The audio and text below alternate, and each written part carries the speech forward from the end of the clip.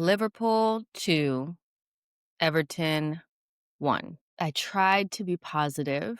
I tried to watch that game and say, Everton can get something. Listen, at least this time it didn't go to a draw and then them do the stuff of champions and score in the last minute. At least they spared us that because my goodness, I am really trying to think of a side that's going to be able to defeat them this season. Liverpool look very inevitable right now.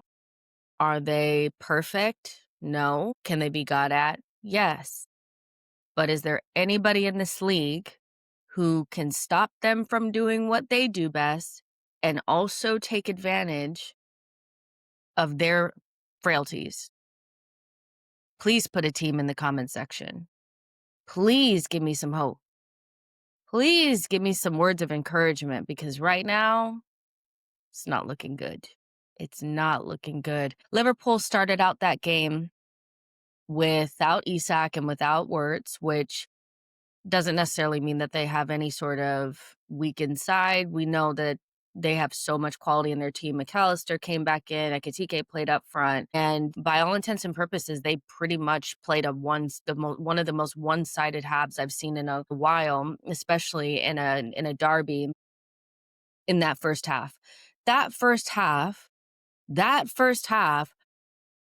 like Everton weren't even there. Everton weren't even there. They were just running around. They were cones. And Liverpool were just running past them. You would have thought that Everton were the team that had the game, the European match midweek. They were running past them. They were winning all their tackles. There were times where I saw Cody Gakpo making those tackles, and from the forward position, they were just all bought in, and it was a very one-sided half and ended 2-0 in that first half. Liverpool scored their first goal in the first 10 minutes of the game, and that goal by Gravenberch was beautiful. That goal was beautiful, beautifully worked. In fact, both goals that they scored were beautifully worked on that right-hand side, but I just still feel like people are not talking about Gravenberch enough. I feel like maybe because the other DMs in this league have gone for or went to their teams for very big fees. Zubimendi, Rice, Caicedo, players like that. So they get spoken about a lot more. But maybe because Gravenberch only was like, I don't know how much Liverpool paid for him, but it was not a lot. People don't talk about him enough, but he is such a good, I don't even know if good even is even a good enough word to describe Gravenberch, because not only was he a player that he was highly touted at Ajax, went to Bayern, did not do well, went to Liverpool, had a strange kind of first-ish season under Klopp, and Slot took the best qualities from that player, and he is one of the best DMs in the league, if not the best in my eyes. You guys can let me know in the comments if you agree, but he wins the ball back well. He has he's so nice. He's nice to watch, where some DMs are a little bit more bombastic and, winning the ball back with hard tackles. He wins the ball back elegantly. He passes the ball elegantly. He runs elegantly. He is a beautiful footballer. And you can just tell that the confidence is growing and growing and growing and growing. And it's starting to become a requirement in modern football for the DMs to actually contribute from an attacking sense, whether that is helping build up play, getting assists or goals. And he did that in this game. He got a goal and an assist. Those goals that they scored in that first half had everything to do with Gravenberch being one of the, if not the best player on the pitch in that first half. He is so good, and I still do not understand why he gets missed in these conversations. I said last season I felt like he was the best DM in Europe, and I still kind of feel the same way, because whenever I watch him, it's not so much that I'm seeing him so much, but when I do see him, he's doing something of immense quality. There's not too much going on there where he's trying to make these hard tackles and trying to make his presence known.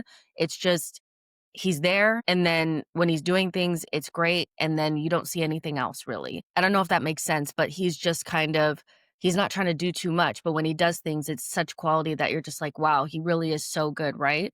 And I think he fits Slot's system really well. And I think Slot deserves a lot of credit for taking a player that was very much so like, I wouldn't say that people were calling him a flop, but they were definitely looking at him like, is he that good? Or what was it? Why did he get that move to Bayern? And you can definitely see why he was so highly touted, why he ended up going to Bayern. And Liverpool have a world-class DM because of it. So Slot deserves a lot of credit for that. He also deserves a lot of credit, I feel like, for Sobislai as well, because I feel like during Soboslai's time at Liverpool, it's not that he's been bad, but he's been maybe a little bit underwhelming for the 60 million pound price tag. 60 to 70 million, I forget how much it was, but there's a period of time where he came in with a couple of other players that were around that same price tag, and he wasn't super shiny. But I do feel like Slot, like he did with Gravenberch, is also has Soboslai in this like almost project mode where he's playing him at right back, he's playing him in midfield, he's giving him a role that makes his best quality shine. And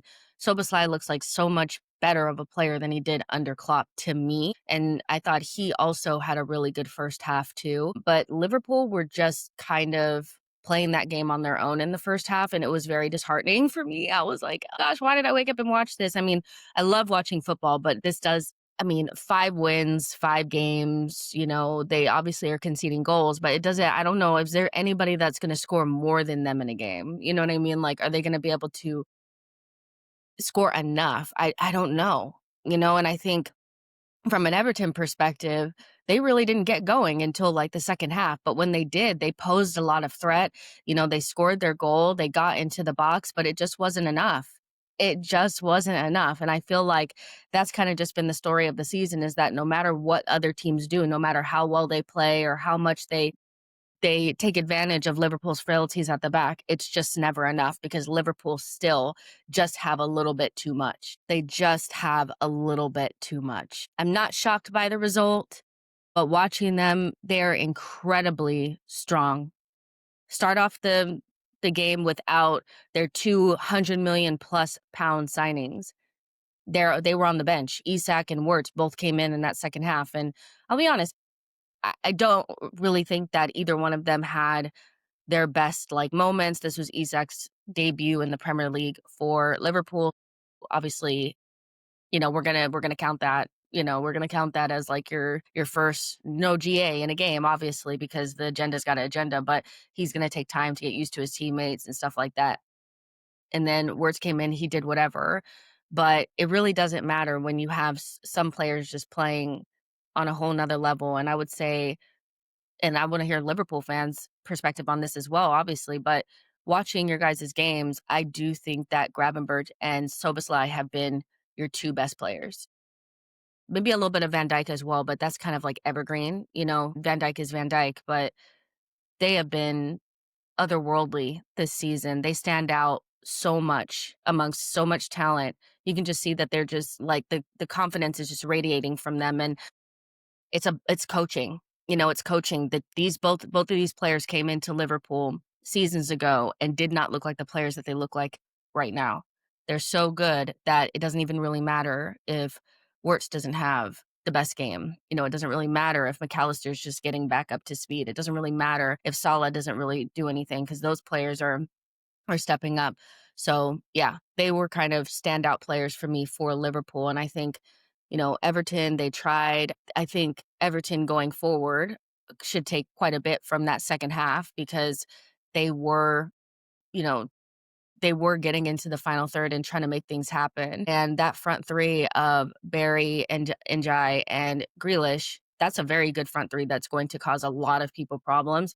They just didn't cause enough problems for Liverpool today. And so, yeah, we go again. We go again next week. But I need to know in the comment section, do you guys think there's going to be anybody that's going to be able to take advantage of their frailties at the back and also be able to defend what they have going forward?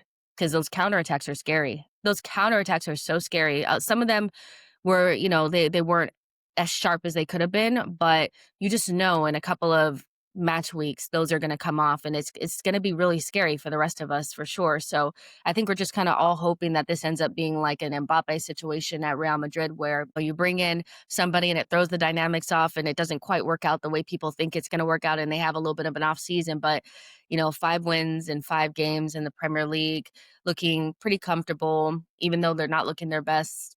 I don't know, guys. I really don't know, but that's really all I have to say. Make sure you guys like this video and subscribe to the channel and get into the comment section and answer my question. Is there anybody that can beat them? Whew. We will talk later. I'll see you guys in the next one. Bye, guys.